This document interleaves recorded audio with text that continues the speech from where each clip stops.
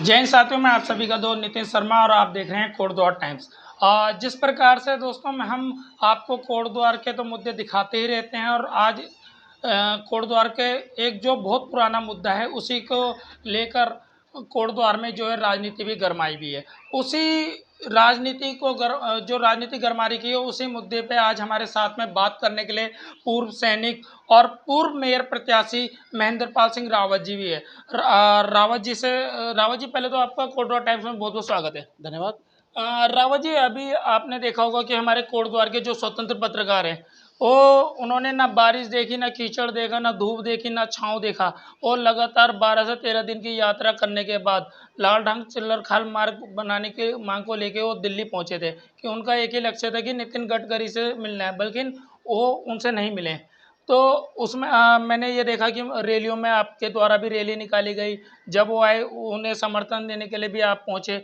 तो ये किस प्रकार से देख रहे हैं आप ये लाल ढाक चिल्लर खाल मार्ग को? जय हिंद। सबसे पहले मैं एक विषय आपके सामने रखना चाहता हूं कि ये योजना या ये रोड, ये बहुआयामी रोड पूरे जनमानस की रोड है, जिसके माध्यम से दो जो कमिश्नर को जोड़ने का काम किया जाएगा, जिसके माध्यम से आने वाले दिन में अगर ये रोड बनती है तो इसके माध्यम से रोजगार के यहाँ पे बहुत ज़्यादा सुनहरे अवसर प्राप्त होंगे। और आप जानते हैं कि यह रोड आज, इस रोड के लिए आज से आंदोलन नहीं है। इस रोड को बनाने के लिए 1839 से इसके लिए लगातार लोगों के द्वारा, जनमानस के द्वारा प्रयत्न किए जा रहे हैं, लेकिन कभी वन अधिनियम, कभी कोर्ट और कभी राजनीतिक इच्छा शक्ति के कारण यह रोड वंचित कर दी गई है। इस रोड को बनाने में असमर्थता व्यक्त कर दी है। कभी इसको वन विभाग के पचड़े में फंसाकर और कहीं ना कहीं इस रोड की योजना को डिरेल करने का काम किया गया है। और मैं साधुवाद देता हूं जो वर्तमान में आपके स्वतंत्र पत्रकार हैं, वो 2 अगस्त से लगातार इसके लिए अपनी मुहिम चला रहे थे। और उसकी परिणति ये रही कि हमने पूर्व सैनिक संघर्ष समिति, जो आप जानते हैं कि जिस प्रकार हमारा अपना अस्तित्व है, हम लोग ने इस आंदोलन को अपना पूर्ण समर्थन दिया है कि हम चाहते हैं कि यह रोड बने। और यह रोड जब बनेगी, जिसके माध्यम से पूरा कोटद्वार का विकास होगा, पूरा लाल ढांग देहरादून से मिलेगा, देहरादून आपके नैनीताल से मिलेगा, नैनीताल आपका हल्द्वानी से मिलेगा, तो कहीं ना कहीं इस रोड के माध्यम से एक बहुआयामी एक योजनाओं का विकास होगा। इसलिए हम लोग निरंतर इस रोड को बनाने के लिए अनवरल अपना समर्थन उस प्रत्येक घटक को देंगे जो इस रोड को राजनीतिक चश्मे से ऊपर उठते हुए कार्य करेगा। वहीं अगर मैं बात करूं, जैसे कि आप बता रहे हैं 1948 से ये मांग लाल ढाक चिल्लर खाल मांग की चली आ रही है। आखिर ऐसे क्या मुख्य कारण हैं जो राष्ट्रीय पार्टियां जैसे कांग्रेस, भाजपा और राष्ट्र यूकेडी के भी यहाँ नेता रहे हैं जिन्होंने उत्तराखंड बनाने में अपनी अहम भूमिका निभाई, आखिर ऐसे क्या मुख्य कारण रहे हैं कि ये मार्ग आज तक नहीं बन पाया? देखिए, सबसे बड़ा कारण राजनीतिक इच्छा शक्ति और व्यक्तियों के द्वारा, जो वर्तमान और पूर्व में जो भी यहाँ पे राजनीतिक स्थिति के नेतृत्व करने वाले लोग थे, उनकी शिथिलता। एक काम करने के बाद उस काम को फिर डिरेल करना दूसरी पार्टी की तरह, ये उसका मुख्य कारण रहा।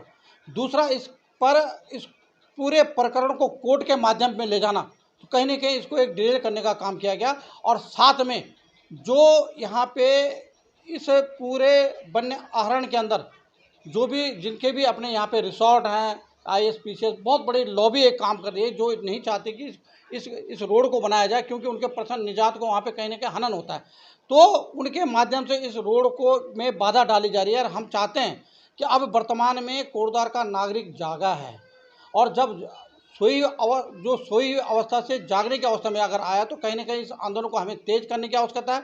इसके लिए पूर्व सैनिक संघर्ष समिति बिल्कुल कृत संकल्पित है कि अगर आप चाहते हो कि इसको नेक्स्ट लेवल पे ले जाने के लिए, नेक्स्ट लेवल मतलब हम इसको एक संवैधानिक तरीके से जो भी व्यवस्थाएं हैं, आपका धरना वगैरह रैली हो गया, आपका अनशन हो गया, या आपका यहाँ से इसके लिए अगर हम देहरादून के लिए भी कूच करने के लिए अगर हम आह्वान करेंगे, तो मैं कोटद्वार की जनता से बिना निवेदन और प्रार्थना करना चाहता हूँ कि हम वो लोग हैं जिन्होंने पहले देश के लिए अपने प्राणों की आहुतियाँ, देश के लिए समर्पित होकर काम किया, अनुशासित होकर काम किया। हम इसी अनुशासन के माध्यम से इस रोड के लिए भी हम कृत संकलित होकर आगे बढ़ने का काम कर रहे हैं। और वर्तमान में, जबकि आप जानते हो कि 13,232 करीब पूर्व सैनिक और अर्धसैनिक लगा के 49,262 जो इतनी बड़ी संख्या 13% की जनसंख्या यहाँ पे पूर्व सैनिक, अर्धसैनिक और उनके आश्रित हैं, उनके माध्यम से अगर इस आंदोलन को अगर नेतृत्व किया जाता है, इनको आगे बढ़ाने के किया जाता है, तो आने वाले दिनों में आपको सुखद परिणाम मिलेंगे। और मैं एक विषय और रखना चाहता हूँ कि जब मैं एक विषय परसों से मेरे मन में बहुत ही एक स्ट्राइक कर रहा है कि इस विषय पे जब जो भी हमारे लोग दिल्ली गए थे, उनको गढ़वाल सांसद के पास इस विषय को जरूर रखना चाहिए था, क्योंकि हिंदू जो माइथोलॉजी है उसके हिसाब से अगर कभी भी पूजा होती है, पहले गणेश की पूजा की जाती है। तो हमारा कर्तव्य था, हम किसी भी हालत में पहले नितिन गडकरी साहब को न मिलने से पहले हम एक बार गढ़वाल सांसद के पास अपनी बातों को रखते, वो क्या उनका इस पर विचार है और क्या विचारधाराएं थी उनकी। वैसे तो हमें पता है, उन्होंने कह दिया कि इस पर काम चल रहा है, काम देखेंगे, हो जाएगा, जो राजनीतिक चश्मे से होती हैं। लेकिन हम चाहते थे एक बार अगर जो मुखर नेतृत्व हमारा वहाँ पे गया था, वो नेतृत्व वहाँ पे 5-7 आदमियों को लेकर जाता और वो इस बात को अपने माननीय गढ़वाल सांसद के पास रखता, तो कहीं ना कहीं एक सुखद फल मिलने की मैं समझता था कि एक अनुभूति होती।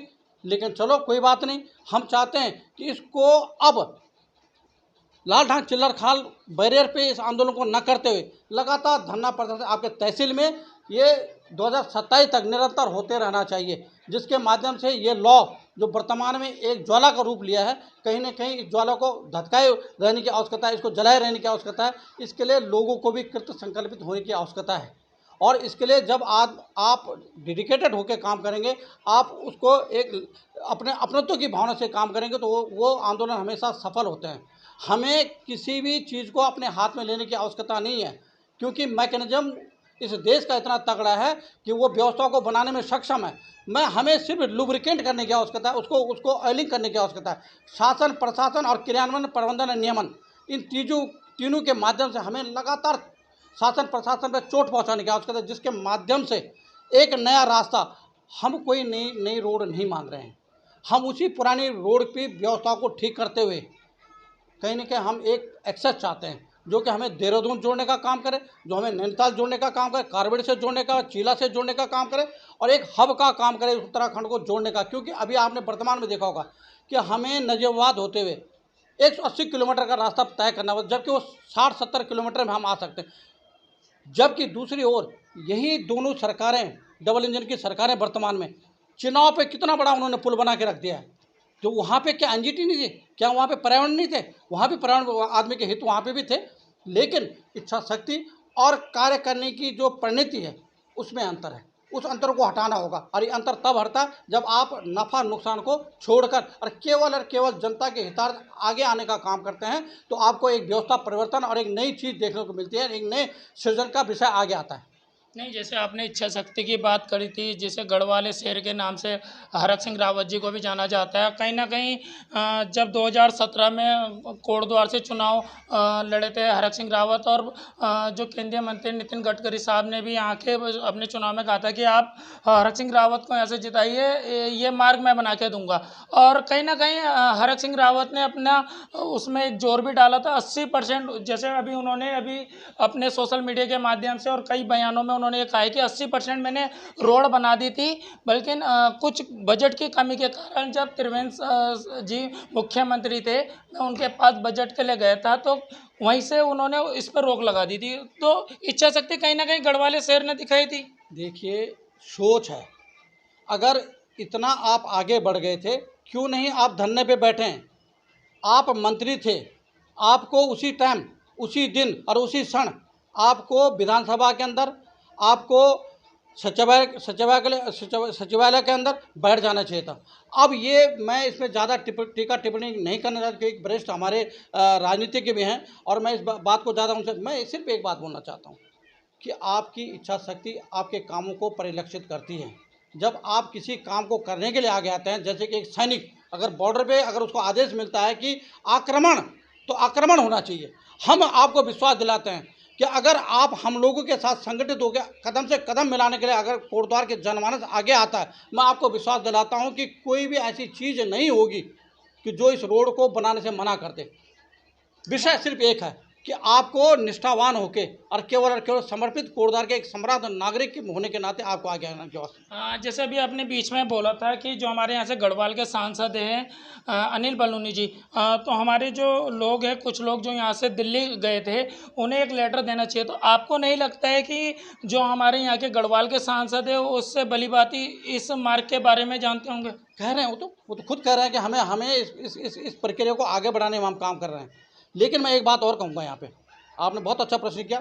मैं चाहता हूँ कि अब वर्तमान में जो भी यहाँ पे संगठन है और जो इस संगठन के जो इस रोड को बनाने के हितैषी लोग हैं, उनका एक मजबूत संगठन बनना चाहिए, उनके पदाधिकारी बनने चाहिए, जिसके माध्यम से वो अपनी बातों को न्यायालय के माध्यम से, शासन प्रशासन के माध्यम से, राजनीतिक और सामाजिक परिप्रेक्ष्य में आगे बढ़ाने का काम करें। एक तुरंत एक समिति गठन करने की आवश्यकता है, जिसमें कि यहाँ के कोटद्वार के बुद्धिजीवी, विद्वान, सामाजिक कार्यकर्ता, अधिवक्ता और व्यापारी वर्ग जो भी हैं, जो भी चाहते हैं, उनकी एक समिति गठन होनी चाहिए। उसके पूर्व सैनिक संघर्ष समिति के नेतृत्व में हमको आगे बढ़ने का काम करना चाहिए। नहीं, अगर वही मैं बात करूं, लाल डांग चिल्लर खाल तो मार्ग का तो मुद्दा चल ही रहा है, और हर किसी के, मैं दोस्तों आपको बता दूं, हर किसी के मैनिफेस्टो में लाल डांग चिल्लर खाल मार्ग है। और आपने ये देखा होगा मोटर नगर का बस अड्डा जो आज भी खड्डे में तब्दील है, तो आज तक ये भी नहीं बना है। फिर भी आखिर ये लाल डांग चिल्लर खाल मार्ग हो गया, मोटर नगर का बस अड्डा हो गया, और आपका मैं बता दूं लकड़ी पड़ाव का जो 62 बीघा ज़मीन है, ये भी, इस पे भी काम नहीं हो रहा है। आखिर क्या लग रहा है सर? समस्याओं से गुजरा हूँ मैं, समस्याओं से गुजरा हूँ मैं, हल नहीं मिलता मुझे। समस्याओं से गुजरा हूँ मैं, मुझे समस्याओं का हल नहीं मिलता। ये बात है, ये विषय है। समस्याएं अनेक हैं, लेकिन कारण क्या है कि समस्याएं उत्पन्न क्यों इतनी ज़्यादा हो गया। वर्तमान परिप्रेक्ष्य में जब देखें तो आप कह रहे हैं कि लाल ढांग चिल्लर खाल मार्ग हो गया, आपका बस अड्डा हो गया, आपका मेडिकल कॉलेज हो गया, आपके रोड चौराहे चाक चौबंद, और सबसे बड़ी चीज़ अतिक्रमण। ये विषय हैं यहाँ के। इन विषयों को अगर आगे बढ़ाना तो कहीं ना कहीं एक नेतृत्व की आवश्यकता है, सक्षम नेतृत्व की आवश्यकता है, जो भ्रष्टाचार मुक्त एक सुशासन आपको प्रदान कर सके, जो एक आपको ऐसा लीड दे सके जिस लीड के माध्यम से आप आगे बढ़ने का काम कर सके। वो वर्तमान में शून्य है, और इसको भरने की अगर कुव्वत कोई रखता है तो एक सैनिक रख सकते हैं, और सैनिकों को आगे लाने की आवश्यकता है। जिस प्रकार आपने देखा होगा कि नेपाल में नेपाली युवा ने जनरल जैन के माध्यम से आज एक इतनी बड़ी एक अस्थिरता और स्थिरता को प्रदान करने का काम किया, तो कहीं ना कहीं कोटद्वार में आप लोग समर्थन करते हैं, क्योंकि बुद्धिजीवी हर वर्ग के अंतर्गत हैं। हम चाहते हैं कि सैनिकों को अगर आप आगे बढ़ाने का काम करें तो कहीं ना कहीं एक सुखद अनुभूति और एक सुखद कोटद्वार की नींव रखने में हम सक्षम होंगे। वहीं अगर मैं लास्ट आपसे क्वेश्चन करूं, कहीं ना कहीं जो हमारे पत्रकार हैं, स्वतंत्र पत्रकार प्रवीण थापा जी, उन्होंने एक अलग जला दी है 2027 में, क्या आपको लग रहा है कि तख्ता पलट होगा? करना चाहिए। देखो, स्टेग्नेटेड वाटर हैव ए जर्म्स, बंद पानी के अंदर हमेशा कीटाणु पैदा होते हैं। और मैं कहूँगा, झुक गया हूँ मैं, बूढ़ा नहीं हूँ मैं, झुक के देखता हूँ जवानी कहाँ गई। हम कहना चाहते हैं कि हम लोग कब तक उनको देखते रहेंगे जिनको हमने परखा है, समझा है, देखा है। नए को लाओ ना, नई व्यवस्थाओं का परिवर्तन करो ना। जब व्यवस्था परिवर्तन होगी, कहीं ना कहीं आपको एक नई आस, नई एक उम्मीद की किरण जागेगी। आप कहेंगे उनसे, आप उनसे प्रश्न पूछिए कि आप इतने दिन, आपको 4 साल हो गए, 3 साल हो गए, 15 साल हो गए, 20 साल हो गए, आपने क्या क्या, आप गिन के बताइए ना अपनी उपलब्धियों को। हम सैल्यूट करेंगे आपकी उपलब्धियों को, लेकिन साथ में साथ आप जवाबदार भी हैं। आपकी व्यवस्था परिवर्तन अगर करना है तो कहीं ना कहीं ऐसे व्यक्तित्व को लाना होगा जो भ्रष्टाचार मुक्त शासन दे सके, जो रोजगार मुहैया करा सके, इस कोटद्वार को आगे समृद्ध कर सके। और वो केवल आपके पास वर्तमान में इशारा ही नहीं, मैं सब कुछ बताने के लिए सक्षम हूँ यहाँ पे कि आपके पास विकल्प हैं वर्तमान में कोटद्वार सिटीज में, उनको आगे लाने के, उनको नैसर्गिक नेतृत्व को आगे देने की आवश्यकता है। तो क्या सोचे 2027 में महेंद्र पाल सिंह रावत चुनावी मैदान में होंगे? ये विषय काल के गर्त में है, ये बहुत से की बातें हैं, इस पर इतनी जल्दी बोलना या इस पर इतनी जल्दी टिप्पणी करना, लेकिन जनता अगर चाहेगी, ये विषय जनता के ऊपर है। नहीं, आपको तो मेयर के लिए भी चाहा था, बल्कि वो समर्थन नहीं मिल पाया, क्या पता 27 में आपको समर्थन मिल जाए। ये सब ऊपर वाले की कृपा है, और जहाँ नियत होगी, जहाँ सही राह होगी, वहीं रास्ता निकलता है। और मैं चाहूँगा कि जनता को कुछ न कुछ आगे के रास्ते निकालने हैं, तो कहीं ना कहीं नए नेतृत्व को आगे बढ़ाने की आवश्यकता है। मैं आपका धन्यवाद देता हूँ कि आपने यहाँ पे मुझे बुलाया और अपना समय दिया। बहुत जय हिंद, जय भारत, जय उत्तराखंड। तो ये थे हमारे साथ में पूर्व सैनिक महेंद्र पाल सिंह रावत जी। इसी प्रकार से आप मेरे साथ बने रहिए। मैं कोटद्वार टाइम्स से नितिन शर्मा, कोटद्वार।